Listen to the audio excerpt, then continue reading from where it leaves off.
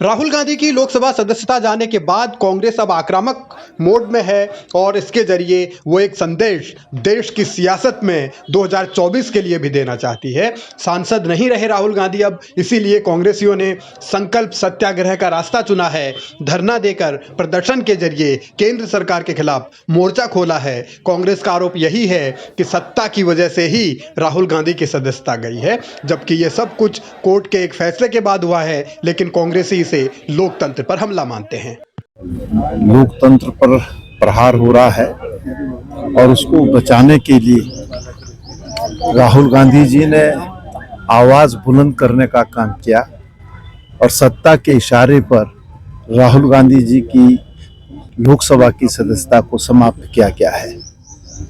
पूरे देश के अंदर आमजन में, कांग्रेस जनों में आक्रोश है और आज हम यहाँ पर केंद्र सरकार की शुद्धि और बुद्धि के लिए जो है बैठे हैं कि ईश्वर उनको सद्बुद्धि दे और जो इस देश का लोकतंत्र है, जो संविधान के तहत संचालित होता है, उसमें आस्था व्यक्त करते हुए देश के अंदर सद्भाव की बात करने का काम करें।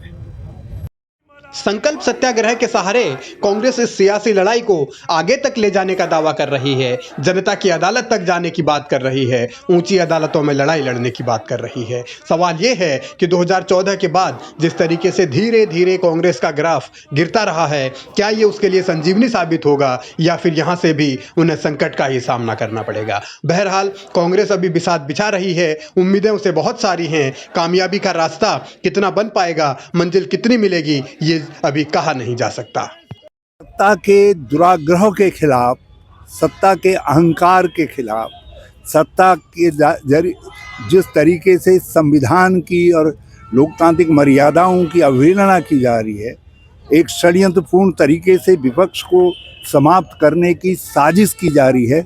ये सत्याग्रह गांधी जी ने हमको रास्ता दिखाया और इसी सत्याग्रह के माध्यम से दुनिया के सबसे बड़ा दुराग्रही अंग्रेज को जो है उन्होंने नीचा देखने के लिए मजबूर किया।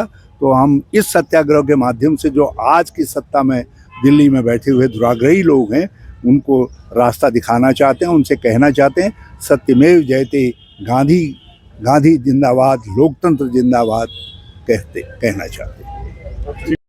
सत्याग्रह का सहारा लेकर कांग्रेस अपनी लड़ाई लड़ तो रही है, लेकिन जिस तरीके से माहौल है और जिस तरीके से चुनौतियां हैं, उन चुनौतियों को कांग्रेसी कैसे पार पा पाएंगे। असल लड़ाई संगठन मजबूत करने की है और देहरादून ही नहीं, दिल्ली में भी ये संकल्प सत्याग्रह हुआ। यहां से भी एक आवाज बुलंद की गई, कार्यकर्ताओं में जोश भरने की कोशिश की गई। पूरी ताकत कांग्रेस अब लगा रही है कि किसी तरह जनता के दिलों तक पहुंचा जाए। इस देश के लोकतंत्र को मेरे परिवार के खून ने सींचा है और जो सोचता है कि हमें अपमानित करके हमें डराएंगे, हमें धमकाएंगे, जो सोचता है कि तमाम एजेंसियों को लगाकर हम पे छापे मारकर हमसे कुछ भी करते हमको हमें डराएंगे, वो गलत सोचते हैं। हम डरने वाले नहीं हैं। हम और मजबूती से लड़ेंगे।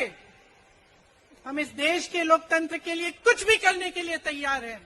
लोकतंत्र का रखवाला कौन है? लोकतंत्र किसकी वजह से खतरे में है? लोकतंत्र बचाने की लड़ाई कौन लड़ रहा है? लोकतंत्र को मजबूत कौन कर रहा है? ये ऐसे कई सवाल हैं जो अब 2024 तक पूछे जाते रहेंगे। 2024 तक अलग अलग तरीके से सियासी फिजाओं में तैरते रहेंगे। असल मसला 2024 की सत्ता ही है। अब वो संघर्ष के सहारे मिलेगी या नहीं मिलेगी, ये सब भविष्य ही बता पाएगा।